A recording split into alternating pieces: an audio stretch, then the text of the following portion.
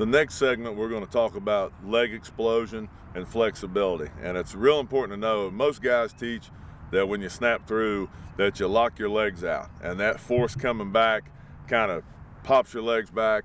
That's a big time power part of the snap. And typically your toes will slide back a little bit. That leg lock is a great thing, but you've also got to be aware of the guy that has great low back flexibility. And in his case, if he was to bend over there as far as those guys can, and I'm talking about a snapper, when he follows through, you almost see elbows to fingertips behind him as he finishes. If you've got that guy and you're asking him to lock out, his downward momentum on the snap phase and plus the lockout would cause him to roll over on his back, and you definitely don't want that. So just understand, while we're talking about this leg lock, that's not going to be an end-all do-all for every snapper. Some people, the exception to the rule, are the guys that have great low back flexibility, and that's easily spotted, without any kind of slow-mo film or anything like that. That's easily spotted by the ones that get their heads very close to the ground on their follow-through and finish, again, with elbows to fingertips showing behind their hamstring. So just understand that. We're going to talk about both of them, but leg lock is going to be the focus here. But again, that is not the rule for everybody. So I just wanted to point that out. Some people teach it all one way, and that's not a fix for everybody. It's just kind of a general rule. So we're going to have Jacob step in here real quick.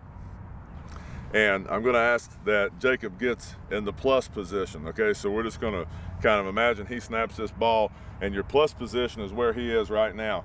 The leg is straight, and the arms are coming through. And if you look at it, it kind of forms a T or a cross or like an addition sign in math class. When he's in this position, he's got everything he can out of that hamstring firing, and then that follow through is real good. Now that is a leg lock snapper. That's a guy that gets a lot of hamstring pop. I'm going to have Jacob stand up.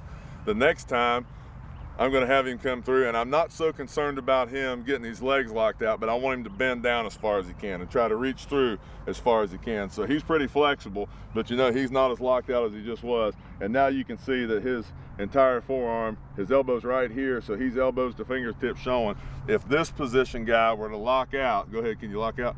If I were to push him just a little, he'll roll over on his back, and you definitely don't want that. So those are your two finish positions, okay?